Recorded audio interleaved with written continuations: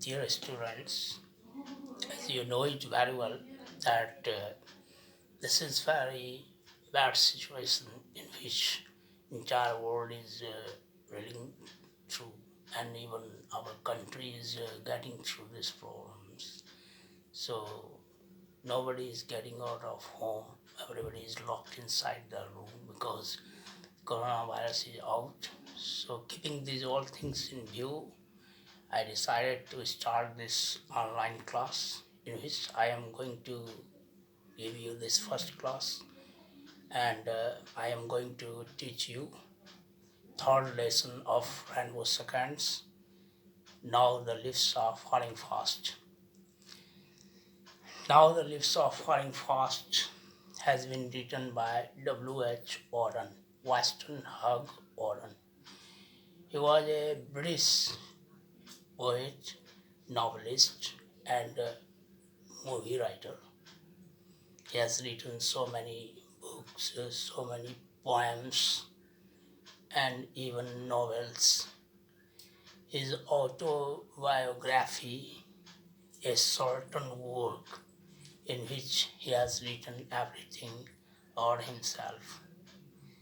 था W.H. Auden जो थे उनका जन्म 21 फरवरी 1907 को हुआ था इंग्लैंड के यॉर्क में, और उनके पिताजी जॉर्ज अगस्टस ऑडन थे और उनकी माँ जो थी कॉन्स्टेंस ऑडन, और उनके वाइफ का नाम एरिका मान थी।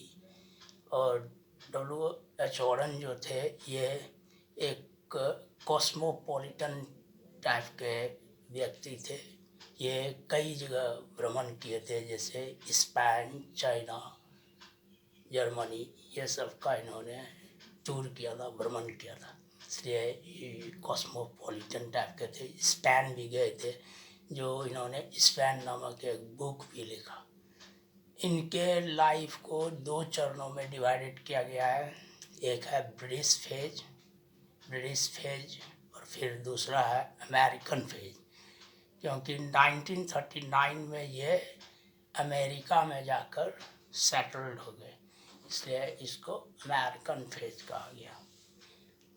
इन दोनों फेजों में इन्होंने खुद को कविताओं के लिए ही समर्पित कर दिया, यानी डेडिकेट कर दिया खुद को, ओनली फॉर पोएट्री।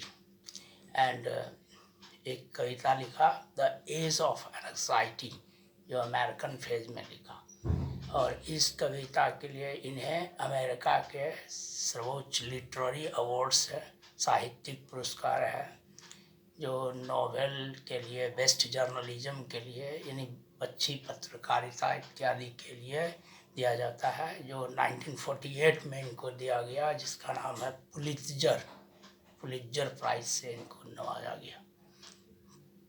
तो इस कविता में इन्होंने बुढ़ापे के बारे में वर्णन किया है कि बुढ़ापा किस तरह का मिजरेबल हो जाता है, और इस कविता में ऑप्टिमिज्म और पैसिमिज्म, यानी आशावाद और निराशावाद, दोनों का वर्णन किया गया है, यानी दोनों तरह के भावनाओं को व्यक्त किया गया है।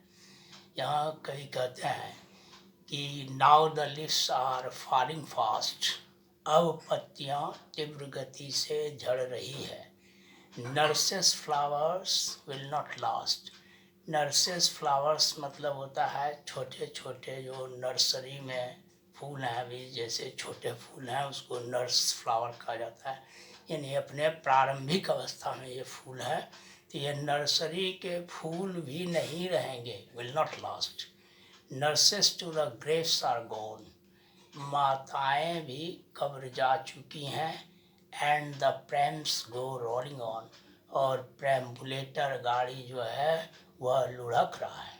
यहाँ कवि का कहने का तात्पर्य है कि अब पत्तियाँ झड़ रही है, अर्थात जिस तरह पत्तियाँ सूखकर झड़ती है उसी प्रकार मानव या जितने भी जीव जंतु हैं दुनिया में, जो कुछ भी हैं, जो कुछ भी जन्म लिया है, वह एक दिन इसी तरह पत्तियों के समान ही मृत्यु प्राप्त करते हैं। और जिस तरह पत्तियां सूख के झड़ जाता है तो मानव भी बूढ़ा होकर मृत्यु को प्राप्त करता है। और यह जो प्रक्रिया है, this process is very fast, बहुत तीव्र गति से होती है। Nurses to the graves are gone, यहाँ नर्सेस का अर्थ होता है माताएं, अर्थात सेविका, जो हम लोग का सेवा करती है। अर्थात यहाँ कवि कहने का तात्पर्य है माताएं भी कब्र जा चुकी है। And the prams go rolling on, और प्रैम्बुलेटर एक प्रकार की गाड़ी होती है जिस पर बच्चों को घुमाया जाता है, वो अभी भी लुढ़क रहा है। अर्थात यहाँ कवि कंटिन्यूटी ऑफ लाइफ को शो करते हैं इस क्वार्टेन में, यानी एक चौपाई जो 4 लाइन का है इसको क्वार्टेन कहते हैं। और प्रथम क्वार्टेन में कवि जो है वह कंटिन्यूटी ऑफ लाइफ को दर्शाता है। अर्थात वो कहते हैं कि जिस तरह पत्ती सूख कर झड़ता है उसी प्रकार मानव भी बूढ़ा होकर मृत्यु को प्राप्त करता है। आज जो ये नर्सरी के छोटे छोटे फूल हैं वो भी नहीं रहेंगे, और जो सेविका हैं, माताएं हम लोगों की, जो वो भी ग्रेव्स यानी कब्र जा चुकी हैं। And the prams go rolling on, और प्रैम्बुलेटर गाड़ी जिस पे बच्चे घूमते हैं वो अभी भी चल रहा है। अर्थात लाइफ कंटिन्यू है। ये बर्थ और डेथ का प्रोसेस जो है, साइकिल जो है, ये कंटिन्यू चलता रहता है। तो फर्स्ट लाइन में कवि कंटिन्यूटी ऑफ लाइफ को दर्शाते हैं। और इस कविता जो है ये एक लिरिक है, और इसका जो है रैम स्कीम है, राइम स्कीम इसका है A B B C C D D, इस तरह का है। फिर सेकेंड स्टेंजा में कवि कहते हैं सेकेंड क्वार्टेंस में, whispering neighbours left and right. Whispering neighbours मतलब मैसेंजर ऑफ डेथ, अर्थात यमराज जो है वह मनुष्य के दाएं बाएं खड़े रहते हैं, left and right. Pluck us from the real delight, हमें हमारे वास्तविक खुशी से चुराने के लिए, तोड़ने के लिए, बेदखल करने के लिए व्हिस्परिंग नाइबर जो है अर्थात यमराज जो है वो हमारे दाएं बाएं खड़े रहते हैं। And the active hand must freeze, और यह जो हमारा कार्यशील हाथ है, एक्टिव हैंड्स, वह बेजान कार्य विहीन यानी फ्रीज हो जाता है। लॉनली ऑन द सेपरेट नीज, और अलग अलग घुटनों पर आकर ये टिक जाते हैं। यानी मनुष्य जो है उस समय जो है बिल्कुल डिफॉन्ट हो जाते हैं, कार्य विहीन हो जाते हैं। एक्टिव हैंड भी उसका फ्रीज हो जाता है, और वो जो है अलग अलग घुटनों पर आकर टिक जाता है।